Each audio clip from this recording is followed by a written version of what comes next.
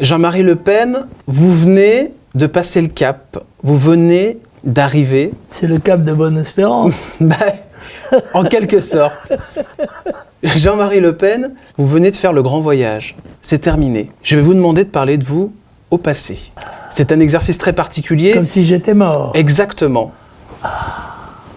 Jean-Marie Le Pen, vous venez de partir. Je suis mort. Vous pensiez Un mauvais moment. Vous pensiez partir à quel âge? Eh bien, je m'entraîne pour le centenariat, mais je ne sais pas si j'y arriverai. Ça vous aurait fait plaisir de mourir à 100 ans, Jean-Marie? Ma foi, pourquoi pas, oui. J'ai la passion de la vie. Je m'en résignerai, comme tous mes semblables, à partir un jour, mais je souhaite que ce soit le plus tard possible. Vous aviez dit sur RTL, j'ai peur de la mort, au fur et à mesure qu'elle se rapproche, je suis un partisan de la vie et pas de la mort.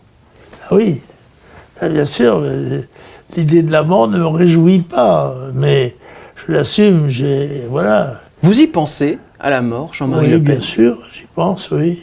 À quel moment? Ça dépend, ça ne me trouble pas plus que cela, mais je dois dire que le fait de partir, quand je regarde quelquefois des arbres, des choses, je me dis, toutes ces choses-là vont continuer à vivre et moi je serai parti. Mais j'ai une descendance, j'ai des filles, j'ai des petites filles, j'ai même des arrière-petites filles. Donc par conséquent, mon sang continuera de couler. C'est marrant parce que je vous parle de la mort et puis ça vous fait rire. On dirait que c'est nerveux. Pas du tout. Vous trouvez que ça c'est nerveux? Moi je me trouve très décontracté. Donc vous avez un rapport plutôt positif avec ça. Écoutez, je me suis trouvé à plusieurs reprises au risque de perdre ma vie, que ce soit à la guerre ou en mer. J'avais un bateau, j'ai navigué pas mal, j'ai eu des coups durs, j'ai eu des... Bon voilà. Est-ce que vous pensiez vivre aussi longtemps, Jean-Marie Le Pen? Non, je pensais que j'avais été mis dans l'idée que je disparaîtrais en l'an 2000. Je ne sais pas pourquoi, parce que c'était un condron.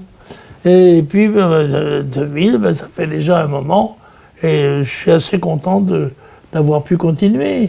Et de voir ma famille se développer, voir mes enfants dans la vie. La mort parfaite, selon vous, c'est mourir dans son sommeil?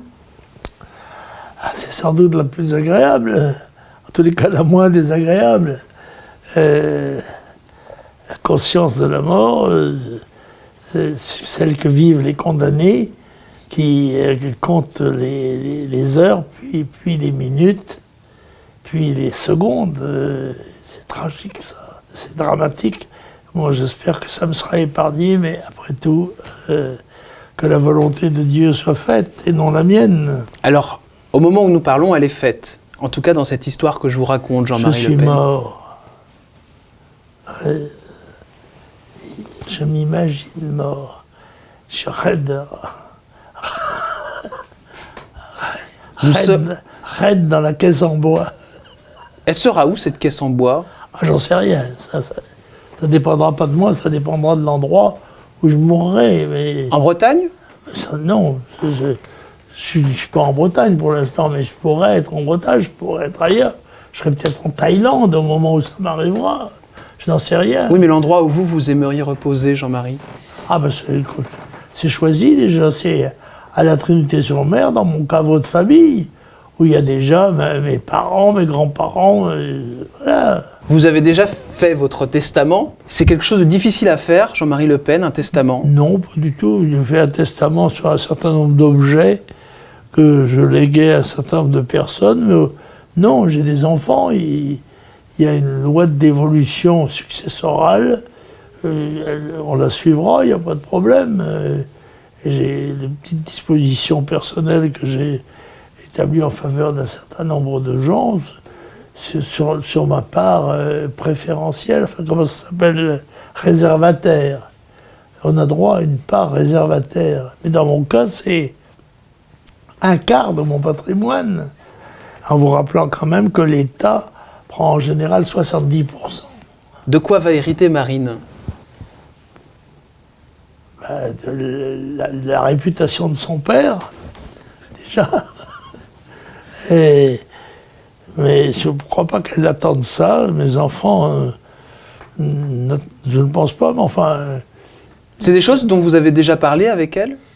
Oui, moi, je leur ai dit que je souhaiterais qu'ils gardent cette maison, cette propriété de Saint-Cloud, qui est exceptionnelle, il faut bien le dire.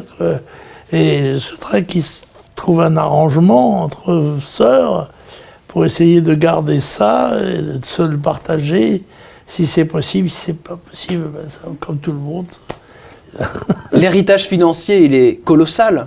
Il est nul. Ou presque nul. Ah bon? Oui.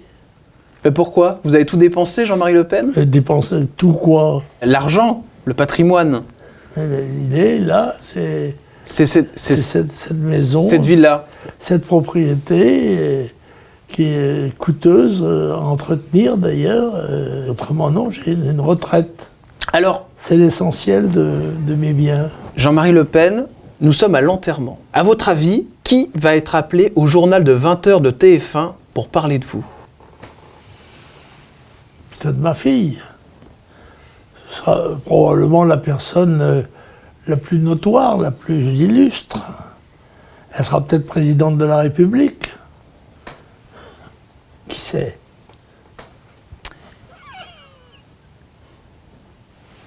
Ça vous amuse, cette idée? Ben, ça m'amuse.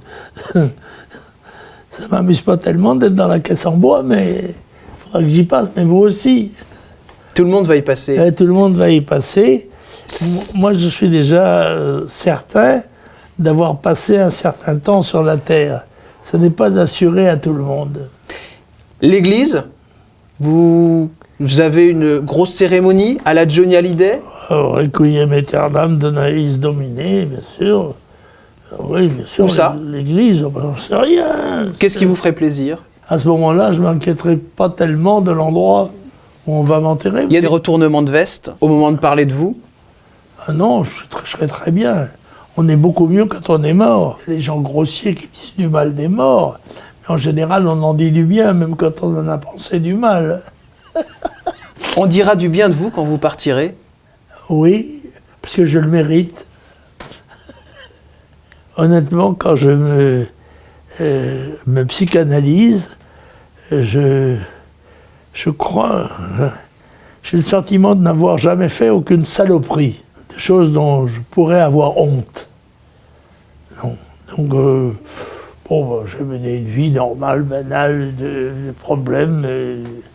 J'ai certainement un certain nombre de... Je ne sais pas si j'ai des ennemis, peut-être dans la politique, on fait des ennemis sans le savoir, sans le vouloir, mais sur le plan personnel, je ne pense pas avoir suscité de sentiments haineux à mon égard.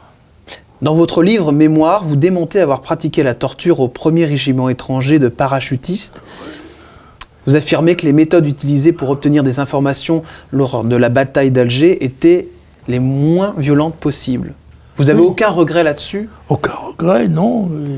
Je n'étais pas un spécialiste. Moi, je commandais une section de légionnaires parachutistes et nous étions chargés des arrestations sur l'ordre des autorités. Il y avait des responsables de l'investigation criminelle. Donc c'était pas mon problème. Et on avait un certain nombre de gens en garde, avec lesquels j'ai des photos d'ailleurs, avec le tarbouch sur la tête, le fesse. Non, je n'ai pas de problème dans ce domaine-là. Qui va se réjouir de votre départ? Je ne pense pas qu'il y aura de réjouissance. Et encore que je souhaite que les gens soient gais et heureux. Qui va prendre la parole à la messe? Peut-être Gollnisch, s'il est là. Il dira quoi? Oh bon, j'en sais rien, ce qu'il dira. Il dira ce qu'il veut. Enfin, je pense qu'il dira des choses bien, des choses gentilles, parce que c'est très rare que la personne chargée de faire l'homélie funèbre soit grossière à l'égard du mort. Non, on dira du bien, on dira du bien de moi. Est-ce que vous pensez que les gens vont applaudir quand votre corps entrera dans l'église? Ça se fait, ça. Oui. Ou dans le milieu du showbiz. Mais dans le milieu politique, je sais pas. Est-ce qu'on a applaudi Mitterrand quand il sortait? Non, je sais pas. Jacques Chirac a été applaudi. Jacques Chirac. Ah, mon Dieu, alors là, si Chirac a été applaudi, alors je me dispense très bien de recevoir des applaudissements. Bah, d'ailleurs, vous allez le retrouver. Oh, ben, bien sûr, puis il y a un tas de gens, Vercingétorix, quelques Gaulois. Qu'est-ce que vous allez lui dire à Jacques Chirac si vous le croisez? Je ne croiserai pas parce que moi je serai en haut, lui il est en bas. Il sera en enfer, lui? Je sais pas. Pourquoi vous lui en voulez tant? Je lui en veux pas tant, je m'en fous. Non, vous en foutez pas. Vous vous en foutez pas, vous êtes dur avec lui, là, quand vous en parlez. Mais tout ça, c'était un adversaire que je n'ai pas respecté, voilà, c'est tout. Je n'ai pas d'estime particulière pour lui, ni comme président, ni comme candidat, ni comme adversaire politique, voilà. C'est pas ma tasse de thé, si vous voulez. Allez, 2 dernières questions et je vous laisse tranquille, Jean-Marie Le Pen. Vous voulez quoi comme épitaphe? Jean-Marie, 1928, allez, on va dire 2029. Pas une phrase, rien? Non, je serai dans mon cimetière de la Trinité-sur-Mer, à côté d'un gigantesque camélia. Quand je vais à la Trinité, je fais toujours une visite au cimetière. Et je me dis, voilà, ça sera ta tombe, probablement. Maintenant, on ne sait pas, je peux mourir dans un avion, je peux disparaître dans un tremblement de terre, ou avoir, on ne sait pas... Vous emportez des secrets, Jean-Marie Le Pen? Non, même pas le numéro de mon coffre. Vous emportez aucun secret avec vous? Vous avez tout dit? Non, la seule chose que je... Non, j'ai pas dit le bien que je pensais de moi.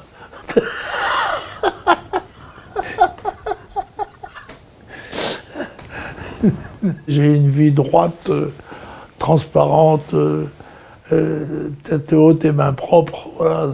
Qui vous n'avez pas envie de voir à votre enterrement, Jean-Marie Le Pen? Même les fauchetons qui viendront, ça me gêne pas. Non, qu'ils viennent tous, ils sont les bienvenus. Si vous pouviez envoyer un message à votre fille, de là où vous êtes, au moment où nous parlons, donc vous n'êtes plus là, vous lui diriez quoi? Je dirais, je t'aime, conduis-toi comme ton père.